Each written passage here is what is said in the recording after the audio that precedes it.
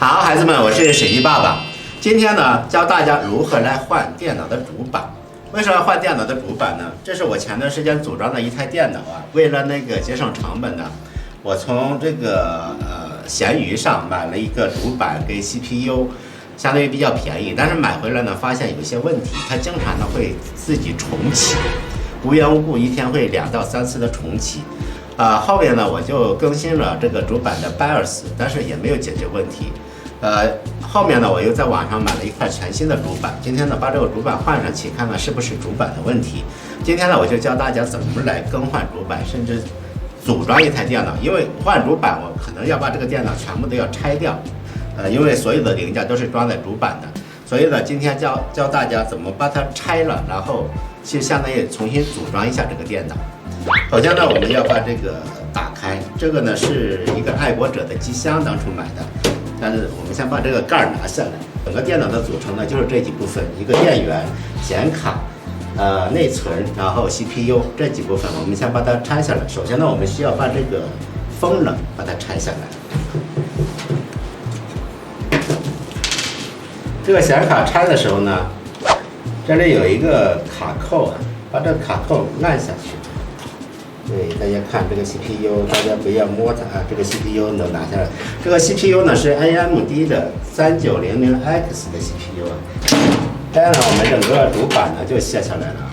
然后我们现在这个主板上还要卸下来的是什么呢？就是我们这个固态硬盘。这是我们的固态硬盘。OK， 我们所有的东西呢都拆下来了。我们要把这个主板新买的主板换上去，看看能不能解决问题啊。OK， 我们这块主板放上来了，这个主板打开，这一块全新的一块主板。OK， 我们呢先把现在我们的 CPU 上去了。上 CPU 的时候呢，我们需要对齐那个角，大家看啊，它有一个角，先把这个弄起来，先把这个弄起来，然后我们这里有一个缺角的地方。我们要看，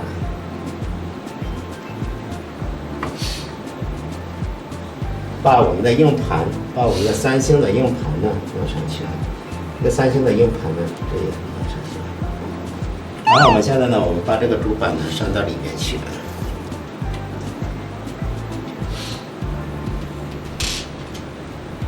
这个呢是我们上我们的风扇的，这个就是固定风扇的这些东西。现在我们先把这个主板的电源先把它接好，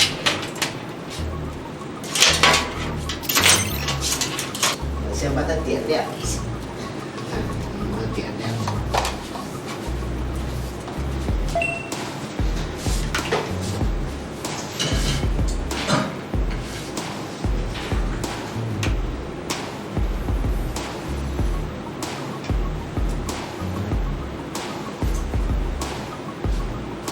让 F1 呢去运行我们的启动程序 ，F2 呢进入我们的BIOS， 或者说去设置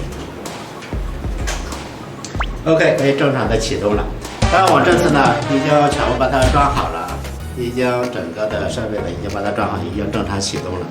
然后主板呢整个换完了，正常的装机呢也是这样。今天我们相当于把这个电脑全部拆散了，重新装了一遍啊，因为换主板就相当于重新装了一台电脑。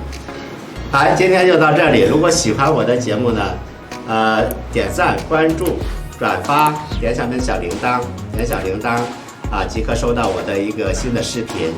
如果有什么有什么想了解的，也可以给我留言，我会尽量的满足大家。OK， 再见。